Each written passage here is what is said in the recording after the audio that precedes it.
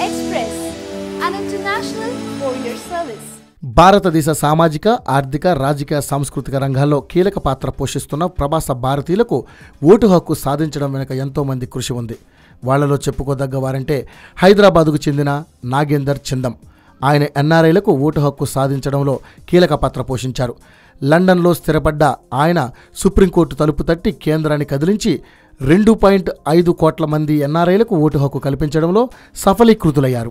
ప్రపంచవ్యాప్తంగా ఉన్న 2,50 లక్షల ఎన్ఆర్ఐల కళ ఇప్పటికీ నెరవేరిందంటున్నారు ప్రవాస భారతీయులు. పార్లమెంటులోని 543 లోక్సభ స్థానాల్లో సగటున ఒక్కో స్థానం పరిధిలో దాదాపు 15 నుంచి 20 వేల మంది ఎన్ఆర్ఐలు ఇకపై గెలుపోటముల్లో కీలక పాత్ర పోషించనున్నారు.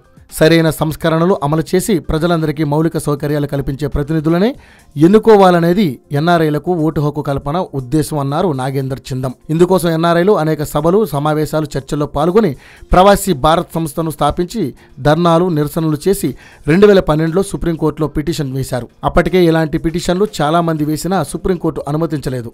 మహాత్మా గాంధీ, అంబేద్కర్, స్వామి వివేకానంద అప్పట్లో ఎన్ఆర్ఐలేనని, ఓటు హక్కు కల్పించకపోతే వారు కూడా ఓటు వేసేవారు కాదు కదా అని కోర్టుకు వివరించారు నాగేందర్ చిందం. కోర్టు స్పందించిన పిటిషన్ను స్వీకరించి కేంద్రానికి ఎలక్షన్ కమిషన్ నోటీసులు జారీ చేసింది. అలా ముందుకు సాగి ఓటు హక్కు సాధించుకున్నాం అని తెలిపారాయన. దేశానికి స్వాతంత్రం తీసుకొచ్చిన మహాత్మా గాంధీ, ప్రత్యేక రాష్ట్రాన్ని సాధించిన సీఎం కేసీఆర్లే మాకు స్ఫూర్తి. స్వాతంత్ర ఉద్యమంలో దండి మార్చిలాగే లండన్ మార్చి చేశాం. 3 రోజుల పాటు నిరాహార దీక్ష చేశామని తెలిపారు. ప్రపంచవ్యాప్తంగా ఉన్న 2,05 లక్షల మందికి ఓటు హక్కు సాధించిన ఘనత ఒక్క తెలంగాణ బిడ్డగా సాధించినందుకు గర్వంగా ఉందని చెప్పారు.